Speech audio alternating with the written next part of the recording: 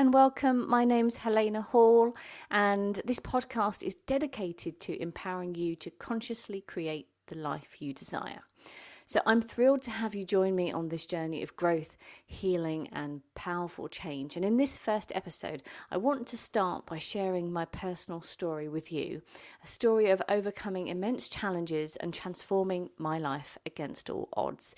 Now, my hope is that by sharing my journey, you'll feel inspired and empowered to create your own path to transformation. And then in the future episodes, we'll talk about different subjects of transforming, self-love, healing, transformation, and also interviewing other people who have managed to transform or have got real insight into our mind and our inner growth. So I grew up in a family where there was a lot of generational trauma and unresolved issues were part of everyday life. And it's often that you don't know that something's wrong because that's all you see. So this created an unhealthy, and unfortunately this is all too common, dynamic, where you can see the dynamics of complex PTSD play out. And this deeply affected both myself and my brother as we grew up essentially in the polar opposites, often pitted off against each other. So purely focusing on my story, I struggled with a total lack of sense of self, which meant, no self-love, no self-worth. And as a child, I was the black sheep of the family. And thankfully later, this shifted. So when I say a total lack of sense of self, it's only as an adult, when I've gone through years of therapy, I've understood how I disassociated from myself and couldn't really get into the space of understanding my needs. And in order to protect myself, I had no anger, I forgave instantly, and I had essentially created a world where I was whatever was needed for other people. So my early years were marked with lots of different challenges, lots of different traumas. And as a consequence of that, I had frequent illnesses. And then later on, around about 13 years old, I had a battle with severe chronic fatigue syndrome, also known as ME. Now, this started off with glandular fever, tonsillitis, kidney infection, and then tonsillitis and kidney infection again.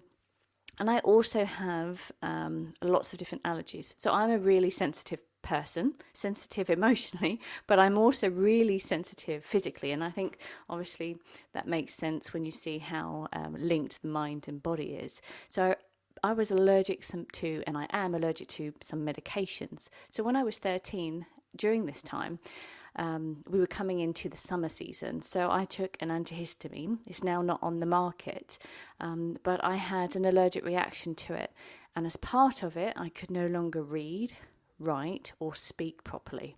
So I was then bedridden for a period of 3 years, in constant pain. Everything was packing up. I couldn't, wash my hair, dry my hair. I had difficulty holding drinks to my mouth. It was a huge challenge, and the doctor said to my family, your daughter will never walk again. But I was determined that that would not be my life, and the only thing I could do really was to meditate. So I spent a lot of time, as I could still think, I just couldn't communicate it properly externally.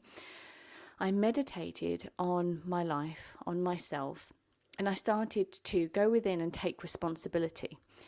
I now can look back and see that whilst on one side taking responsibility for everything was actually the key to my success and the key to me being able to get healthy, at the same time it also unfortunately just supported my lack of sense of self. And I could not, with a limited understanding of a 13-year-old, I could not see and know what I didn't know, which was the family dynamics and the setting that I was in.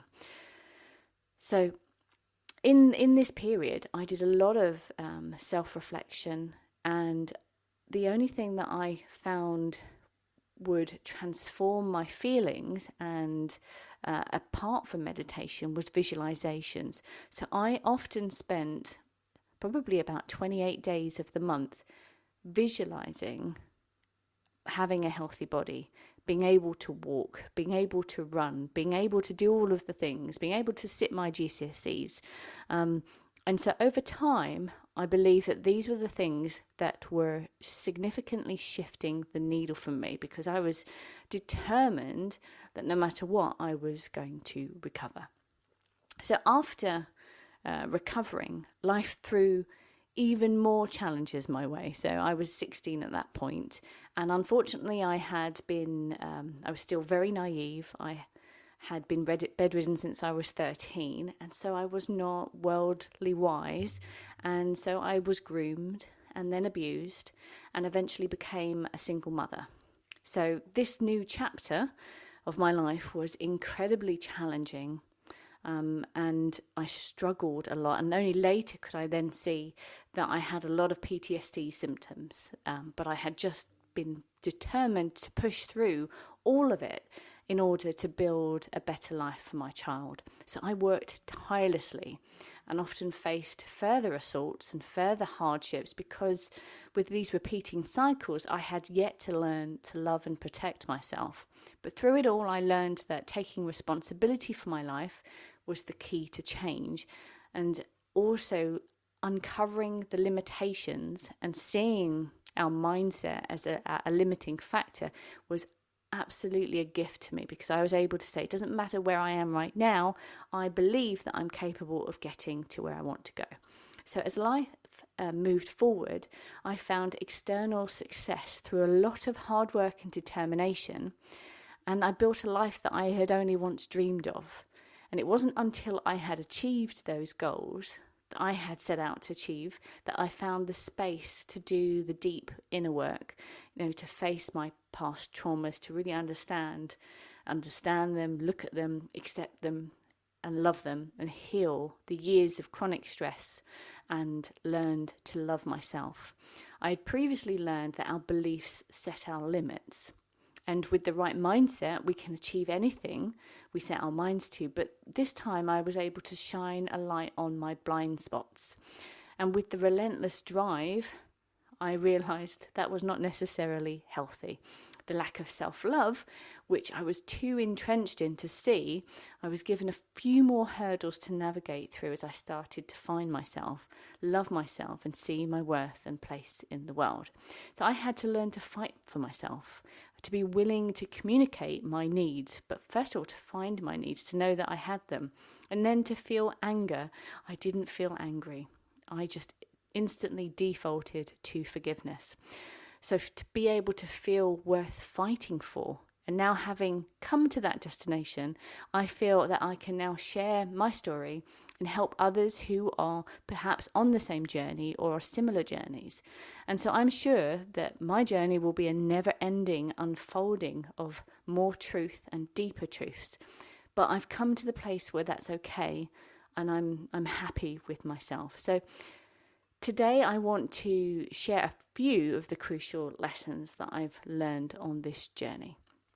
Self-love and self-worth, these are so fundamental. Learning to love myself and grow my self-worth was really pivotal in my transformation.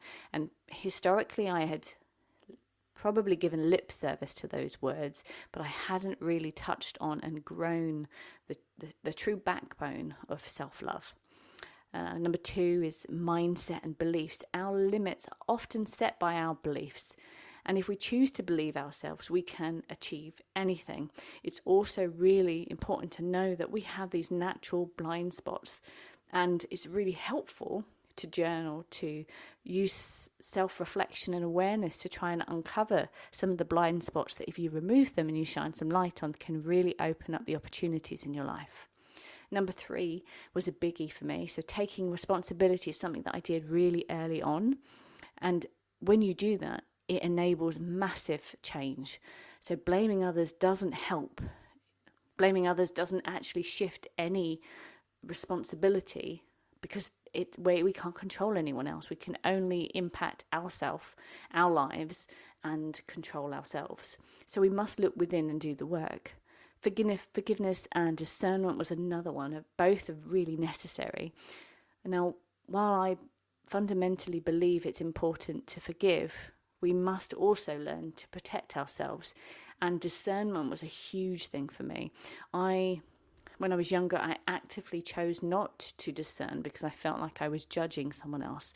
And I had been judged severely when I was in a wheelchair and bedridden, and I really rejected the idea of judging another. And so as an adult, learning to allow discernment and to listen to and hear my intuition or my gut feelings was another big and wonderful lesson for me. And then finally, self-care. So practicing self-care is crucial for our overall well-being, longevity, and ability to continue on this path. So through my journey, I discovered that transformation is possible, and you have the strength within you to overcome any challenge if you want to. Our journey starts just one step at a time. And so some of the profoundest, the most profound lessons I've learned on my journey are all centered around the power of our mindset. And our minds are so powerful that they can be either our greatest gift or our greatest limitation. So, think about it. How many times have you told yourself, I can't do this? This is too hard. These thoughts create mental barriers that prevent us from achieving our full potential. But what if you could break those barriers? What if you could reframe your thinking and truly believe that you can achieve anything you set your mind to? There's a lot of scientific evidence that supports the idea that our beliefs shape our reality. And when we focus our thoughts and energy on a goal, our brain starts to look for ways to make it happen. Now, this is known as the reticular activating system, a network of neurons in our brain that helps us focus on what's important and filter out the rest. By believing in your ability to achieve your goals, you activate this system to work in your favor. So throughout history, there have been countless examples of individuals who've achieved the impossible by believing in themselves and their dreams. Think of Thomas Edison, who failed thousands of times before inventing the light bulb, or Oprah Winfrey, who overcame a challenging childhood to become one of the most influential people in the world.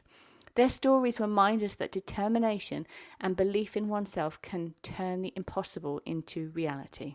Now, in my own life, there were many moments where I could have given up. Battling chronic fatigue syndrome, facing abuse, becoming a single mother at a young age, they were all incredibly challenging, but I refused to let these circumstances define me. Instead, I chose to believe that I could create a better life for myself and my son. Now, this belief drove me to work harder, push through obstacles, and ultimately achieve my goals. Now, as this is the first episode of Conscious Transformation, I want to set my intentions really clearly.